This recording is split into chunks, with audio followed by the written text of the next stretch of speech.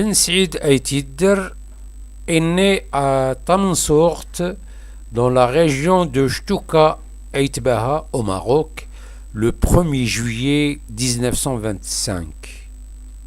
Ben Saïd Aïtidr a commencé ses études dans plusieurs écoles coraniques traditionnelles. Après 1945, Ben Saïd Aïtidr rejoignait l'université Ben Youssef à Marrakech à une époque où nombre de nationalistes y étaient actifs. Avant de rejoindre formellement la résistance, Ben Saïd Aïtidr a eu affaire au pacha de Marrakech, Tamil Glaoui, et fut assigné à résidence par le protectorat français. Dès 1955, Ben Saïd Aïtidr rejoint l'armée de libération marocaine au sud du Maroc.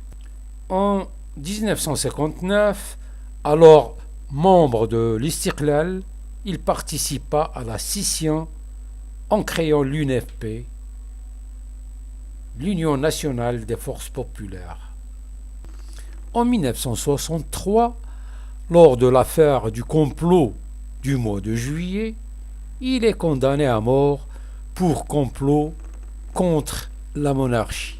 En 1981, il sera amnistié et regagna le Maroc après son exil en France. Il réunit autour de lui les militants du mouvement 23 mars pour fonder en 1983 l'OADP, dont il restera le dirigeant chef jusqu'à la fusion en 2002 de 3 autres partis créant le mouvement de la gauche PSU, Parti socialiste unifié, dirigé par et pour la première fois dans l'histoire du Maroc par une dame de fer nommée tout simplement Nabila Mounib. En septembre 1984, Ben Saïd Aïtidr est élu député de Ch'touka Aïtbaha à la Chambre des représentants. Tout au long des années 90, Ben Saïd Aïtidr fera partie des refondateurs de la Koutla, Istiqlal, USFP et PPS. En 1992, Ben Saïd Aïtidr interpelle au Parlement les ministres de la Justice et de l'Intérieur sur le sort des détenus de Tazmamart.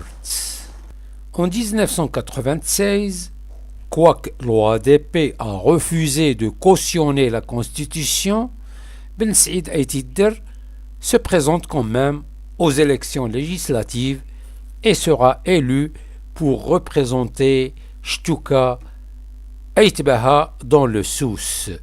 Ben Saïd Aïtidr sera réélu en 2002 pour ne quitter le Parlement jusqu'en 2007. Aujourd'hui, et depuis cette date, il est en retraite.